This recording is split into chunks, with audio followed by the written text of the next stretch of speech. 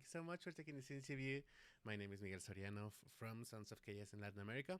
And first of all, congratulations on the win. The record is unpitchable right now. You guys are, yeah, basically on playoffs right now with the Yep. current record you have, and it's been a hard work. Talking about today's game, you look like amazing, unbeatable in that split map with Viper. So, would you please tell me your impressions about today's match versus Apex?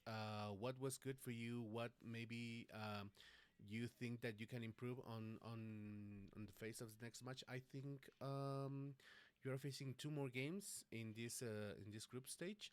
So, taking into account what you have seen, how are the feelings? How do you feel after today's game? I'm feeling good. Proud of my team that we still have resilience, obviously, after losing so much rounds on defense on split, especially. And we almost did a clean game. I can't deny, our first map was super strong against them. I think they didn't expect that counter against their operator. Like, they literally played the whole defense with op, like, starting from round number 3, I would say, and they just couldn't get anything with that, even though, like, we were letting them save it as well. So yeah, I mean, we're pretty happy with how we did on this match. About myself individually, I think it's also super good. Like, I was hitting some good shots, winning some very important rounds. It feels nice to actually carry in some way. Sadly, not that much as, for example, Kayak did in some of the rounds with the insane 4Ks, 3Ks, but it is what it is. Thank Sometimes you you. have to take that stable role. Yeah, sometimes there are days for that. And talking about Kajak and the team right now, with Kajak and Crashes joining the team for this season and changing the squad with Leo being inactive right now and Durkee going to Vitality. What are the difference between the this previous roster that led you into winning your first trophy on that locked in and then lifting a master's trophy, and right now with the current team, what would you say are the main difference in terms of feeling within the roster, maybe the synergy, the person relations you have? What's different between these two rosters? I think I will just go only for positives. I think the biggest difference for us is the wipes in the team. Um, I think Austin is quite a positive guy overall, and he loves to have good relationships with everyone in the team. Like, he speaks a lot with everyone. We just all have great vibes with him, and he had great vibes with us. Same goes for Kayak. To be fair, like, he is a duelist, obviously. Like, he is insanely good individually, but also, like, I would say mentally, he's a pretty chill and easy guy to work with him, because, like, even if he have rough times, like, he doesn't really let himself go down, or like, it's pretty easy for me or maybe someone else in the team, like, to find the problem and find a solution for exactly for him.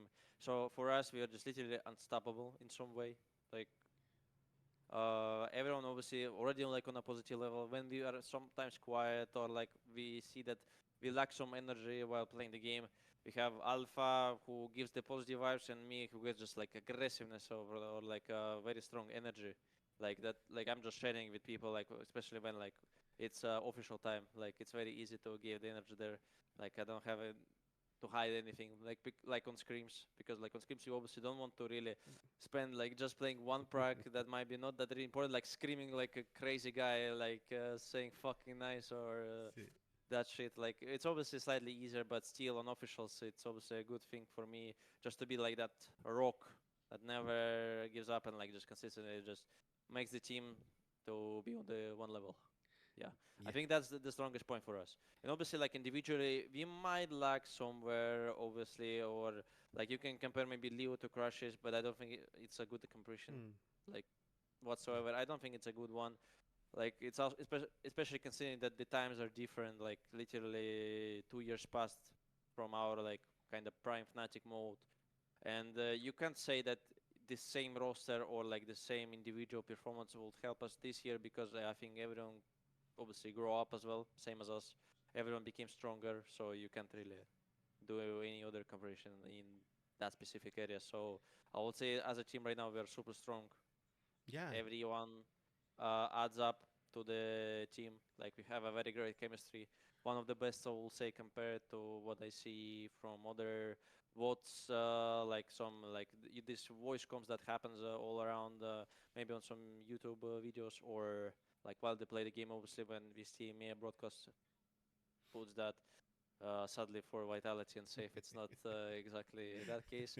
But yeah, I mean, it is what it is, kind of. It is what it is. Yeah, in fact, you look more more livid on stage. You look more happy because there was, I think it was 2024, I mean past year. There was like so much pressure upon you regarding the people wanting to have the same results as in 2023, and sometimes things can be a lot harder on that matter. So being this, you are on one of the top teams, not only in your region, but I would say in the whole world, the whole competition. Fnatic is always expected to be, and is always expected to be delivering. So how do you manage this pressure that sometimes fans and maybe media have regarding the team's performance and the results? How do you cope with this pressure?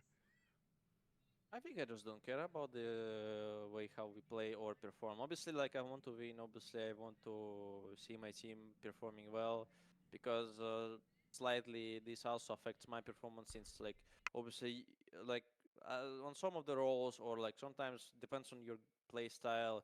Yeah, you can still put great numbers, maybe lose, but you have that like cloud that of being a carry of the team and the other shit. But at the same time, for me, I don't have that play style. I'm consistently playing for the team, and or I'm trying to play around it. And for me, it's very important that my team performs. But I think we just set up a proper, like I would say, not keyword, not something. I mean, I will just say we have a setup in our brain that the matches actually doesn't really matter that much as we could do because like at least for me like we have multiple opportunities to play on the stage like maybe in the future like it doesn't really matter if you lose for example right now like we shouldn't worry about like losing or winning because it only like your focus gets loosened by that and it's very important to actually not think about it and like that's one of the things like that helps us like to be not pressured. Second thing, obviously, like it's very important. Obviously, like Igel, like it's such an important role. Obviously, Jake was, I think, kind of a little bit stressed out, like during 2024, just because like we were struggling as a team. We had so much stuff to polish or to improve, and obviously, he spent a lot of time, like gazillions, I would say, of Hmm. hours trying to help us as a team. And obviously, not everything didn't work out, so he became like more stressed about it, more pressured by that. And obviously, for us as a team, like which kind of relies on the energy. Like when the IGL struggles, when his energy is dropping down, the whole team dropping down. Like you can't really deny. That. I think it's actually working about every other team as well. Like when the IGL's energy is very low, like probably the team will also play super bad. Like when Nigel doesn't feel it, like and no one's feeling it, unless like someone's just taking his role and starts to call. But I don't think this is the case for absolutely every team in this game, league, whatever. So yeah, I think it's very important, and like well, that was one of the reasons. I mean, there's actually a lot of reasons why like there is a huge difference between us right now and Hmm. 1 year ago. It's just like some of the stuff, like it's really hard to explain without spending like 10 at least minutes. It's just something about mentality, psychology, which obviously, like I could say maybe somewhere else, but not now. Okay, well, thank you. And talking just about the difference between past year and this one, basically the meta has just taken a flip right now. There's this ongoing discussion regarding the use of utility that maybe is like too much right now, and I do remember seeing a post from you on X addressing this, maybe giving some alternatives regarding maybe the utility should be more limited rather than just recharging every amount of time or maybe with a couple of assists or kills or whatever. So regarding this matter, and I think the time's almost up. What are your thoughts about the current state of Valorant with this utility meta, and how could this be addressed? from your part? I think we are prisoned by our own expectations from the Valorant team. I will say, like, when I did this post, I even like slightly commented that there will be people who will agree with this change and people who are not. Suddenly, like in comments, that's what literally happened. Like the community, like one part of community wants to remove like cooldowns, for example, as I say, the other one doesn't want to. I mean, then what Valorant team should do? No one knows. It's just basically an unfair game for the Valorant devs, exactly for gameplay once. But like, what's is kind of clear, I think the game is actually lacking of quality of life features, like in almost every single aspect. There is a lot of stuff that needs to be or fixed or added in the future. Obviously, the most obvious quality of life is a replay system, which like 90% of Valorant community now asks for. Um, and like I don't want to say it anymore because it's very obvious. Like I mean, Valorant's getting spammed by that. But other ones such as like maybe some additional cool mechanics, like something really new. Same goes about game modes. Like where literally like when was the last time when we had a like new game mode? Was it almost 2 years ago when Team Yeah, Deathmatch was added. did man, yeah. And rotation of game modes doesn't make sense. Like I really want to play for example Snowball Fight like Yeah. which I was at 2020. The funniest game mode in the game, but like they just don't add it like at all. Maybe it's broken right now for them. They don't want to spend time to fix it.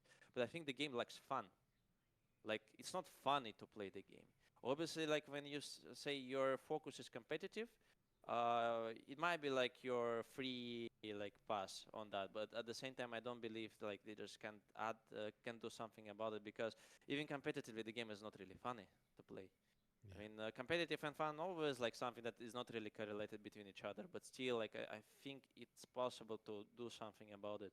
Like the game should not be only about esports or competitive. Like the casuals should be funny because like I'm also like as a competitor, so I fully understand casuals. Like I'm going into the pracs after the pracs. I'm not really sure what to do in the game. Obviously, I can play as much as team as much as for fun. Maximum maybe I can think about playing Swift plays. But the rankings, especially in European region, are so bad. Like you're just like losing your mental, and you're not really improving in something while playing that. It's just not worth your time. And Yeah. like, okay, then maybe we will have funny stuff, like some fun stuff to play with. But we also don't have it. And talking about competitive, we also don't have some stuff to use for like for competitive. Obviously, as I said, replay system. Also, like game modes around like practicing some stuff. Like we can take it from example from CS in some way. They have like obviously executes or retakes like as they are like game modes. Like obviously it's community ones, but it's something that, for example, Valorant could think about it as well.